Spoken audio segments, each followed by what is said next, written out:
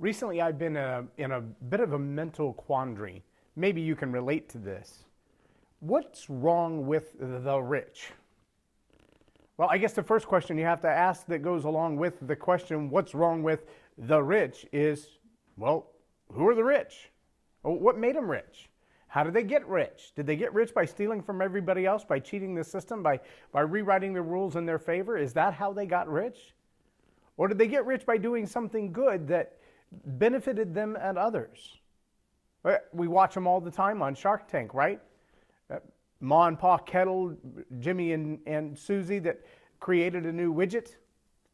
I recently watched a backstory before the Shark Tank. These guys were interviewed on 700 Club, I believe it was. Just a regular guy. He's a former military guy, came back from Afghanistan and Iraq, had lots of friends that he lost over there. He was actually a peer in service at the same time as Mr. Kyle, who lost his life, and was a sniper at the same time. And he had brought back several empty shells of ammunition and things of that nature.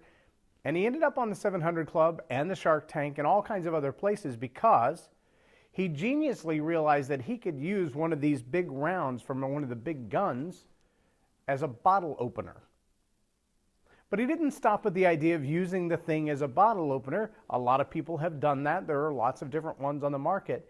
But he designed images to be printed and painted onto these rounds that honored different branches of the service, different units within the service, different military strategies and things of that nature. And all of a sudden, they've got $80 million in sales. Now, not a decade ago, he was nothing but a soldier. I can tell you what a soldier makes. It's about the equivalent of a youth minister. A soldier with good time in service, time in grade, makes about the same as a school teacher. And they both retire on about the same amount as well, unless you're a high-ranking officer with 20 or 30 years in service, then you might retire like someone's executive director, but nowhere near a CFO or a CEO.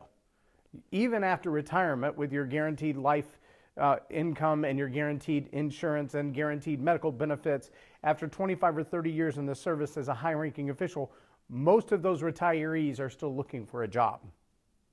They're not rich by most people's definition of rich after retiring in the military. I have clients who are physicians, and we have conversations on a regular basis about the struggles that they have with their business, the struggles they have with their income, the demands of their job. Do they have high-paying jobs? Yes, but they're still jobs. So are you rich if you have a high-paying job?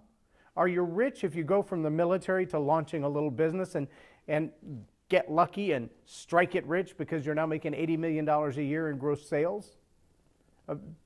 What makes someone rich? Is it about cash flow? So as I've been digging into that question, I've been reading The Richest Man in Babylon. And here's one of the key phrases in The Richest Man in Babylon. He said, for every penny that you earn, make that penny have children and grandchildren. And by that he means, if you're going to earn a dollar rather than spending the whole dollar and having nothing left of the dollar, earn the dollar, save part of it, spend part of it, invest part of it, give part of it. Now, I don't know how true it is, but there's a story about a Jewish custom where a person would get a dollar and they would teach their children that for every dollar that comes in, 1 dime of that goes in savings, and 1 dime of that goes in giving, whether it's tithes or alms or offerings or gifts to give away, and one dime of that would go toward investing in something that you currently don't own but one day want to, whether that's saving up for a car or saving up for a business or whatever else. Part of it goes to your taxes, and then whatever's left over after those commitments are made, after those commitments, commit to savings, commit to giving, commit to future investment, commit to others. Then the rest of it you would spend on your regular bills, going out to eat, paying for your utility bill, your mortgage, or anything like that. Now, I don't know exactly how true that is, but it seems to follow the Dave Ramsey plan of protecting the wealth that you have by not overspending. See, it doesn't matter if you make $1,000 a month or $10,000 a month or $100,000 a month. If you spend 100% of what you earn, you got nothing left. Even if what you're spending it on is your house, as an example, as one of the largest expenditures in the American culture, there are people like Robert Kiyosaki who will explain to you that a mortgage is not an asset of a homeowner. A mortgage is the asset of the bank. The mortgage and its interest are assets of the bank and liabilities of the homeowner. That's a pretty big deal when you ask the question, what is rich? So if you have borrowed money for a house and borrowed money for a car and borrowed money for a student loan, and your inflow of cash and your outflow of cash are even, are you rich? Or are you just living well on borrowed money and borrowed time? That's a pretty tough question. But there's a process that your cash goes through when it comes into your hand that allows it to be anointed or devoured. That's a big word, isn't it? Devoured. Meaning someone or something has a chance, has an opportunity, has an open gate to come through and gobble up all of your resources. Pastor Robert Morris says in The Blessed Life, and if you haven't read that book, I highly recommend that you go get it. He says that if you don't honor the portion of your income that belongs to God to begin with, then you've left yourself open for the devourer to eat up whatever else you have coming in. Now that may look like a brand new tire that hits a pothole and it seems like inverted serendipity. Out of nowhere, this unexpected event happens. It may just be that the enemy of our souls, the one who wants to destroy us, finds an opportunity to gobble up resources. But when we don't give back to God what belongs to Him to begin with, which is all of it, if we don't give back at least 10% of it, then the other 90% isn't guarded. It's not protected. It doesn't have that spiritual hedge around it to keep the devourer from coming in and eating it up. The devourer may come in and eat it up in the way of disasters that happen in your home. And the devourer may come in and eat it up in the form of bills or interest that you didn't even know you owed, late fees that you didn't expect, or calamities with your car. Someone hits it on the street and doesn't leave a note and doesn't pay for it, and now you've got to come out of pocket for that. Your water heater bursts, whatever it is. There are many, many ways that the devourer can get at your money, your funds, your resources, your assets, if they're not spiritually protected by honoring the tithe. That's a deep philosophical and religious idea that, like I said, you need to read The Blessed Life so you'll better understand it, because I can't explain it nearly as good as the book. You need to read The Richest Man in Babylon and understand that money doesn't do anything until you tell it what to do. You've got to tell your money to go make you money. You've got to give it an assignment to generate more wealth. Money sitting in a checking account doesn't make money. Money sitting in a savings account doesn't make money. I saw this illustration. In fact, it was one of the illustrations that Robert Kiyosaki had on the board on his TED Talk. He said, in 1970, if I put $1 million in the bank at 15% interest, every year I would get $150,000 back from the money that I had in the bank.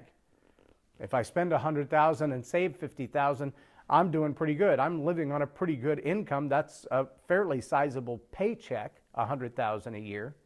And I got $50,000 a year to set aside. That means at the end of 10 years, at that same process, I've lived on $1 million, I've saved $500,000, and my $1 million in capital is still sitting there earning more money. That's a pretty good game. But today's interest rate is an effective negative 0.5. That means when you put that $1 million in the bank, at the end of the year, not only do you not have an income of $100,000 from the interest, but you've lost the value by about $50,000 off of your $1 million. Over 20 years, you got nothing left. That's not savings. That money is not being assigned to make you more money. That money is being assigned to give it to the bank. You've taken it out of the play of the economy. It's not investing, it's not helping anybody else, it's not doing anybody else any good except the bank who's using your money to profit. All of these rules and changes and shifts in what money does, how money works, who money works for, and who works for money, is a mindset. And I'm afraid that many, many people have grown up with the same kind of mindset that I have. And I would have to say that it's ill-informed, but it's ignorant by design. And by ignorant, I don't mean stupid and unable to learn. I mean simply uninformed or intentionally misinformed. See, I grew up with the philosophy that the rich get richer and the poor go broke. And it's the rich's fault the poor are broke. Now, if you subscribe to that worldview, that it's the rich's fault that the poor are broke, then we can look around the world and understand there are poor in every class of every economy, of every country, state, county, city, community, village, and town.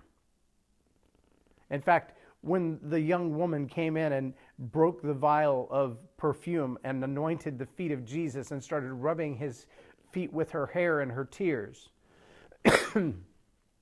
the money collector, Judas, the betrayer, said, wait, why would you do that? That alabaster jar full of perfume was worth so much money. You could have sold that and given the money to the poor. Now, we all know, because Scripture tells us, the intent of his heart had nothing to do with the poor. It had to do with he thought that money should have been in his pocket. On the other hand, Jesus replied and said, this woman understands something you don't understand. This king, this representation of heaven, this physical person that I am, Jesus, is only going to be here a short period of time. The poor will always be with you. Now, he was saying two things. Number one, there are people who are poor for a reason, and their psychology and their mental state and their conditions of their life may never change. And that is perpetual, because people tend to do what people tend to see. John Maxwell's book, 21 Irrefutable Laws of the Leadership, calls that the law of the picture. People do what people see. When people are broke, they train their children to remain broke. When people live for the job, people train their children to live for the job. That's part of what Jesus was saying. The poor will always be with you. There will always be a class of people, a group of people, a segment of people whose mindset doesn't allow them the freedom to gain wealth. The other thing he was saying, though, is my presence is temporary. Your opportunity to solve the problem of the impoverished will remain an opportunity. What do you mean, an opportunity? My people perish for a lack of knowledge. Misinformation is a powerful tool. If I lie to you long enough, I could convince you of anything. Just watch the media. Watch the mainstream news. Watch the information that's coming out. Even our education system can be guarded closely by those who have the end game desire.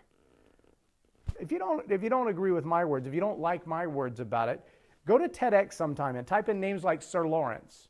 Sir Lawrence will explain to you that the modern day education system, the classroom, is set up in rows for a reason. People are taught a specific thing in a specific class for a specific period of time for a reason. They're not only taught what to think, but how to think. They're taught to regurgitate the process in the form of a test to ensure that they've learned exactly what they were taught for a reason.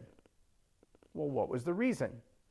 Match up the time that the school structure all over the globe began to fit that process of lining up desks in a row, teaching the certain subject for a given period of time and moving on to another subject, and then holding students accountable for that process.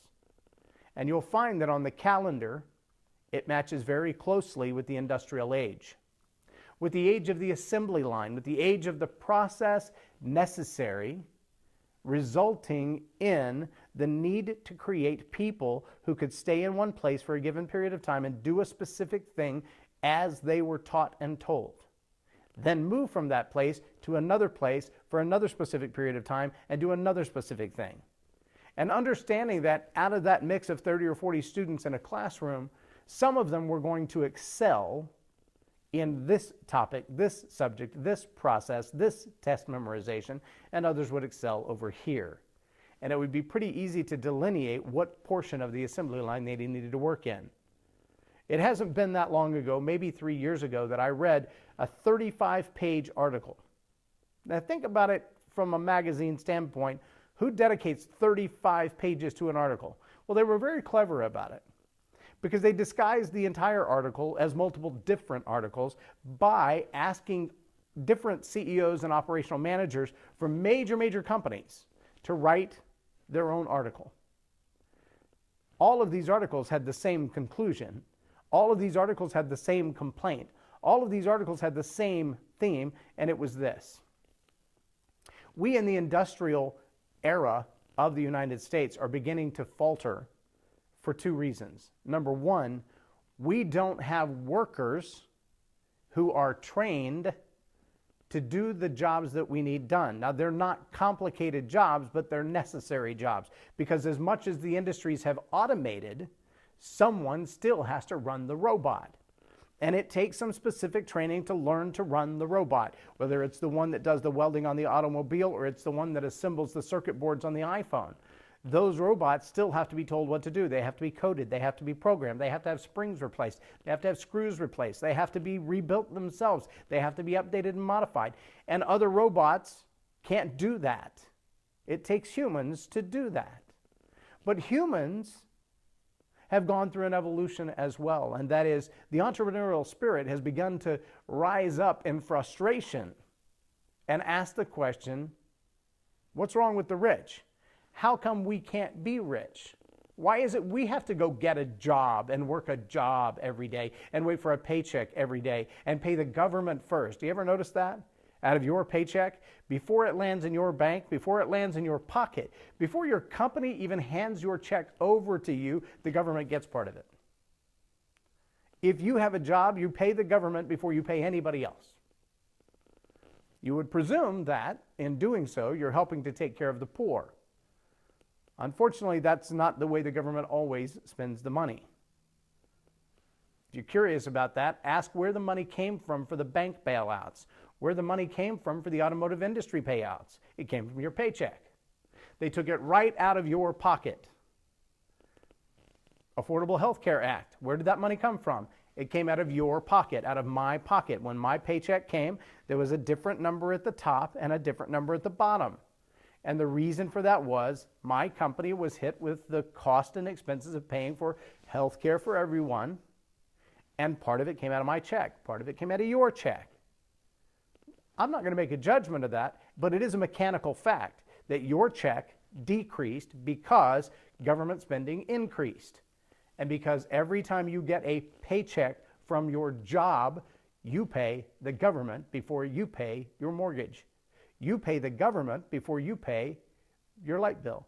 You pay the government before you buy a cup of coffee. And when you buy a cup of coffee, you pay the government again. And when you pay your light bill, you pay the government again. And when you pay your mortgage in the form of taxes, you pay the government again.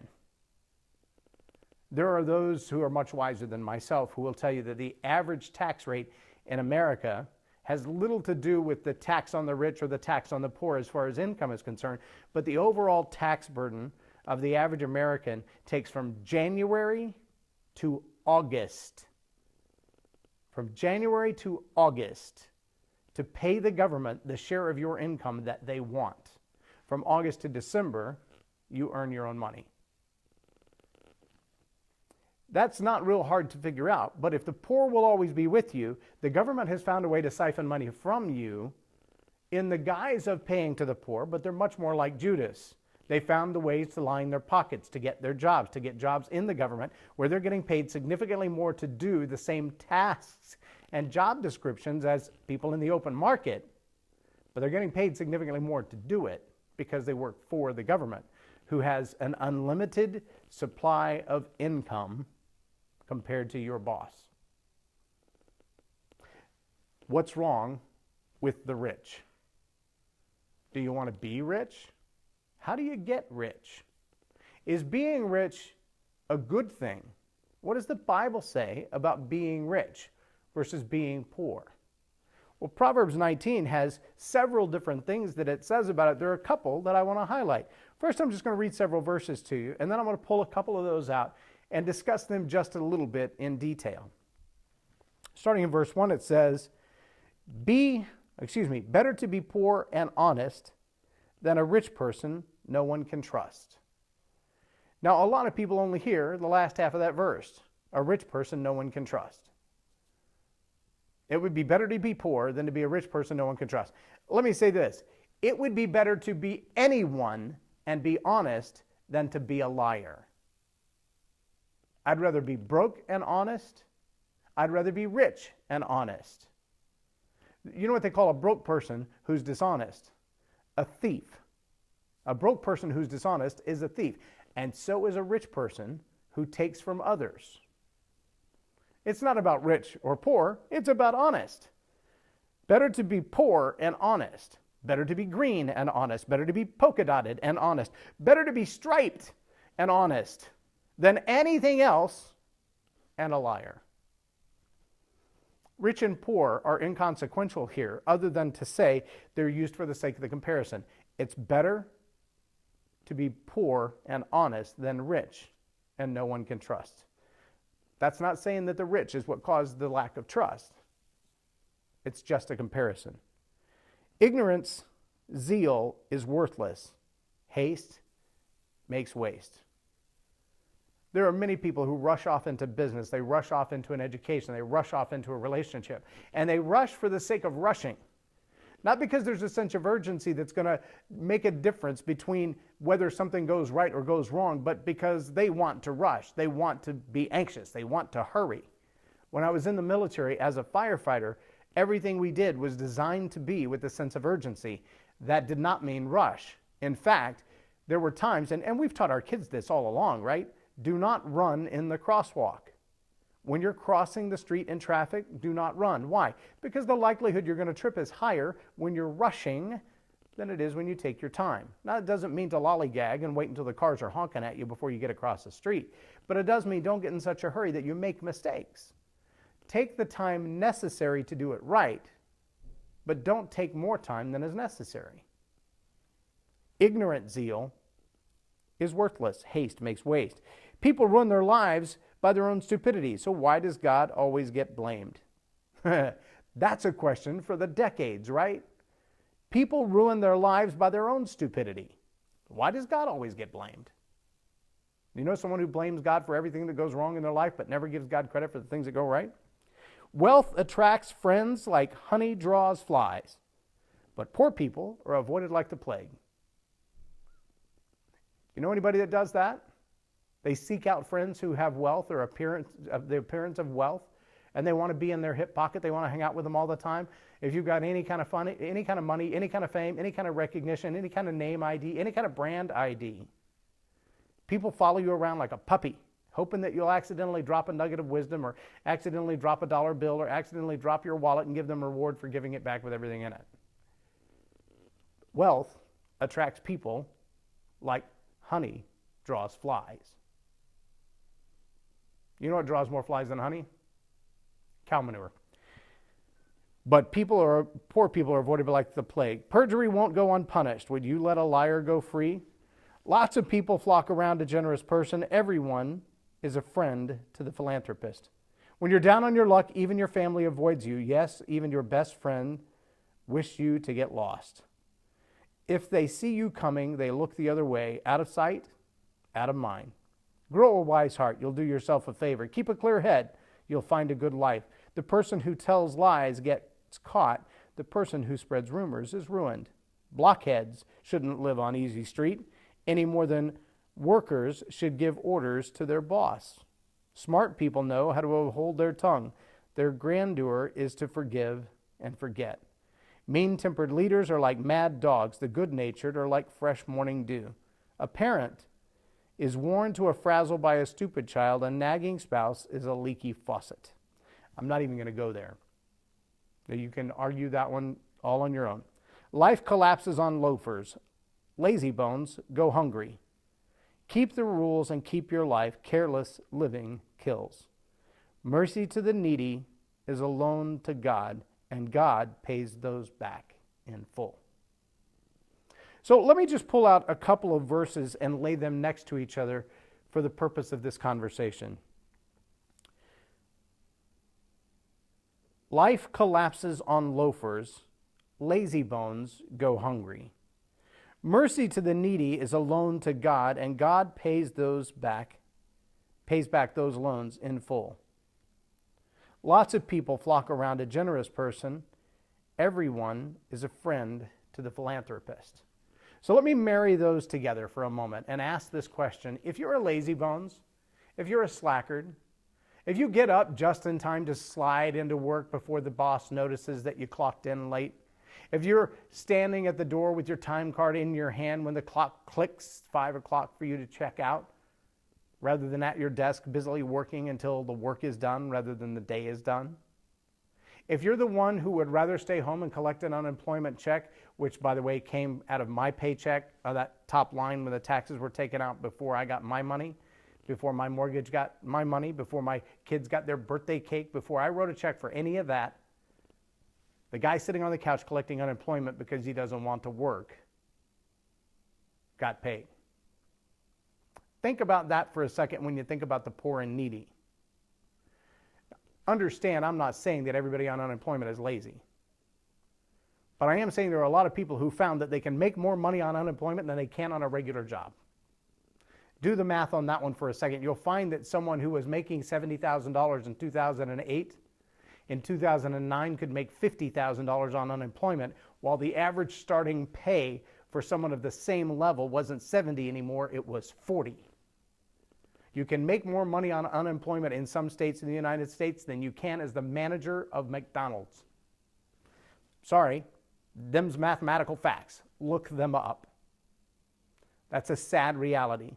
When you add up all of the income of food stamps and SSI checks and unemployment checks and checks per child and the earned income tax credit, you put all that together, the annual income of someone who does not go to work at all is often higher than the person who manages your Starbucks. True deal. Check it out. I'm telling you, it's real. What does that mean? The government's taking money out of my check and your check to pay people who don't want to go to work because they found a system that works better to do nothing than to work hard. Life collapses on loafers. Lazy bones go hungry. That's a different type of people than people who have been down on their luck and life has kicked them while they were down. That person who was so close, just almost had it taken care of, almost had the car paid for, almost had the house paid off, almost, and then a death in the family, the loss of a job, a car accident that totaled the car and made it not possible to get to work, which cost them to lose their job, which then cost them everything in the interim of trying to get it started over and while raising kids all on their own. Some people find that life hunts them down and beats them over, and they need help. And in the next verse, he says, mercy to the needy is a loan to God.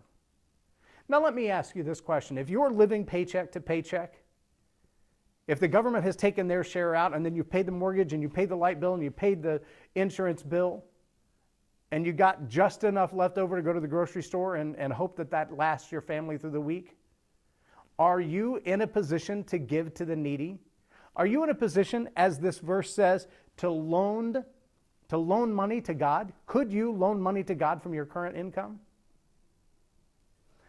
Wouldn't you rather that you be rich in the moment that the needy are in need? Would you rather be a philanthropist than to be the needy? Would you rather be a philanthropist than to be a loafer, a lazy bones? See, the conversation, what's wrong with the rich, is a mindset-induced conversation. By that I mean, the question begs of your mindset before it begs for an answer. Well, who are the rich? What do I think of the rich? Why do I like the rich? What is wrong with the rich? What's wrong with being rich? What's wrong with the people we call rich? Are they cheaters? Are they manipulating the system so I don't get mine? Are they hanging on to that money? Or as the young man in Baltimore said, just look at the rich up there. They ain't trying to give us none. Well, no, that's not their job. Their job is to earn income. So is yours. Your job shouldn't be to take from the rich or to get from the rich. Your job should be to get rich. Figure out what it means to have enough wealth to cover all of your bases and give some away. Go back to those first two models that I talked about. the richest man in Babylon, says, pay yourself first. Put money in savings. Pay God second. Pay others third. Pay your future next. And everything else you can spend now. But in that category of paying first, you are paying others, yourself, your God, and your future. In the Dave Ramsey model, you tithe first, then you save. And you always save as much as you can and spend only what you have to. Why? Because when you're done spending, what you've saved will be enough to live on. Dave Ramsey talks about with people that he's helping to get free through his debt snowball. He says, if you save like nobody else now, you can live like nobody else later. But if you spend now, you're not going to have anything later. You drive an old beat up car and you live on mac and cheese for the first 10 years of your marriage so that the next 35, 45, 55 years of your marriage, you have a debt-free car and a debt-free house. If you spend 90% of what you earn, you will have no savings. And if you forget that 10% that belongs to God to begin with, I'm not talking about what you loan to God. I'm talking about what you owe to God. If you spend that without putting it in your tithe, without putting it in the offering, without giving it back to God first, not whenever it's convenient, not whenever you feel like it, first, when the first portion of whatever goes to the king, the rest of it's protected. If the first doesn't go to the king, then the rest of it gets devoured. That's a big deal. That's a real big deal. But when you can look at that first 10%, yep, got God covered. The next 10%, got my savings covered. The next 10%, I got my friends and family and those in need covered. I've got my future investments covered. Now the rest of it you can spend all you want to. That's about 60%. Why do you think when you go to ask for a loan for a house or a car or a ski trip or a vacation home, the first thing the bank asks for is a financial statement, a financial assessment? How much money do you make? How much money do you spend? They're looking for what's called an income to debt ratio. An income to debt doesn't necessarily mean everything you owe, but it does mean everything you spend.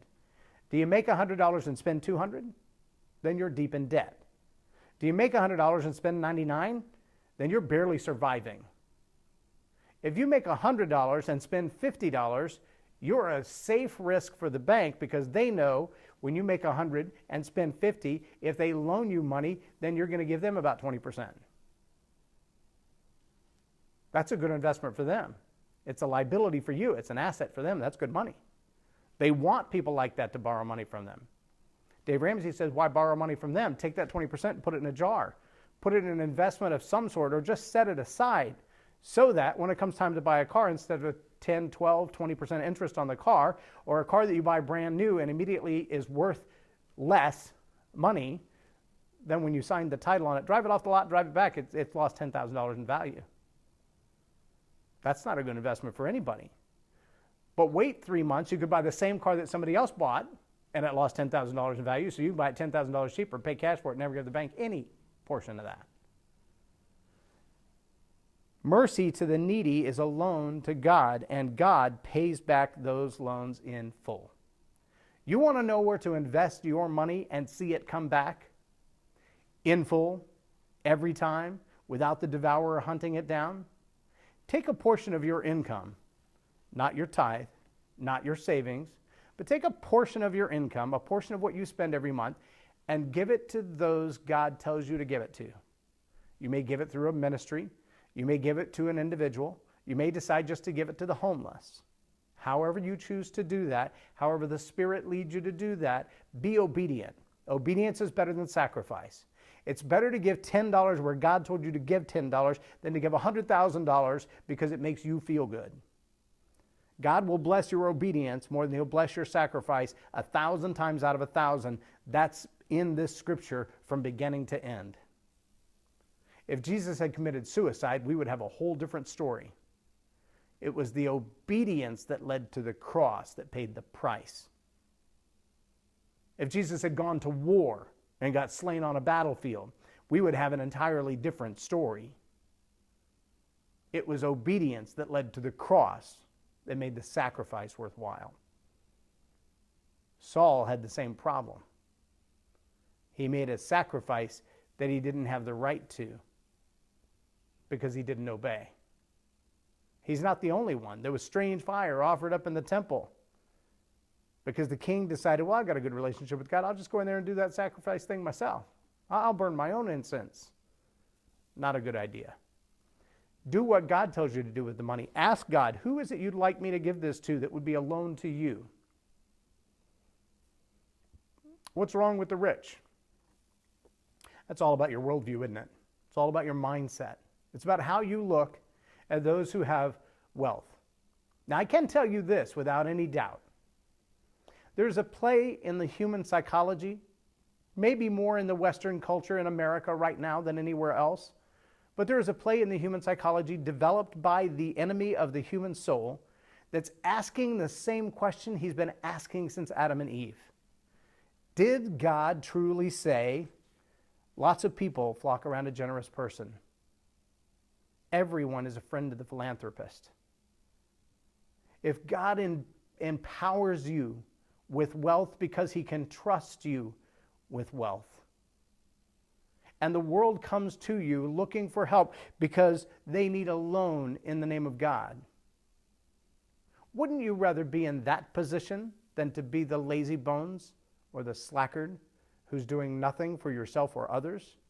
See, the enemy is using the questioning of the truth to ask this question. How have the rich stolen from you, and how are you going to get it back? Riots in the street, like Occupy Wall Street. Now, here's not what I'm saying. I am not saying that we don't have wealthy people who are deeply corrupt. We do. But we also have wicked men and women at every level of government, every level of banking, every level of everyday life. How do you know that? You ever had your cell phone stolen? Ever had your identity stolen? Some of those people are uber wealthy. Some of those people are uber poor. You want to know that sometime, just walk by the pawn shop. Stick your head inside and see what kind of things lie on the shelf. You're going to find some of those are family heirlooms, some of them stolen and untrackable, some of them personal, deeply emotionally connected, high-valued items that a family found themselves down on the luck. And financially, their only option was to take what was precious to them and sell it to the pawnbroker in order to make ends meet. Mercy to the needy is a loan to God.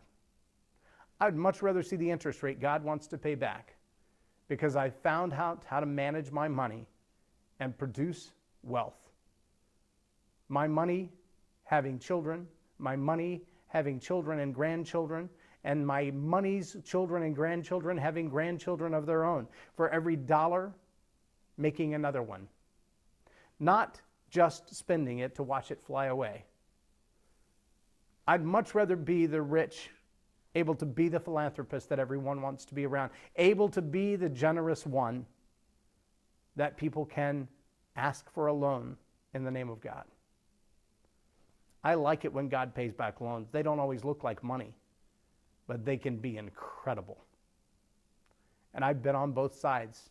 I've been where I need to get, where I need help to make it to the next paycheck, to make it to the next debt, where calamity has come and disaster has come, and I needed someone with a good heart and the resources to help. And I've been the one to give. I like giving much better. Part of that's probably my pride, but I like giving much better than I like taking. I like lending much more than I like borrowing. I like when someone says, I'll get this back to you as soon as I can, and I can honestly say, not only from the will of my heart and the passion and the emotion, but from the reality of my life, if I never see it again, I'm okay. If you give me that, and I am forced to pay you back, and it's as big a heart burden as it is a financial burden to give it back to you, then you're the master and I'm the slave. Borrow money from a bank and see what that feels like. They'll call you every day that you don't pay them. How precious, though, to be able to give away $10, $50, $100, $200, $500, $1,000 and know for a fact if I never see it again, I'm okay with that. I'm okay because I've loaned it to God and God pays back every loan. And I'm okay because if I look at my accounting statement, that amount of money going out doesn't impact anything. I can make a gift of $1, $10, $100, $1,000, $1 million, and never impact my bottom line. That's my goal. So let me ask you the same question I've been asking the whole time. What's wrong with the rich? Better to be poor and honest than a rich person no one can trust. I agree with that 100%. But what if you were rich and honest, a philanthropist who in mercy lends to God? Wouldn't that be even better? I am J Loren Norris, and you've been watching Tell It Like It Is TV. Have a blessed day.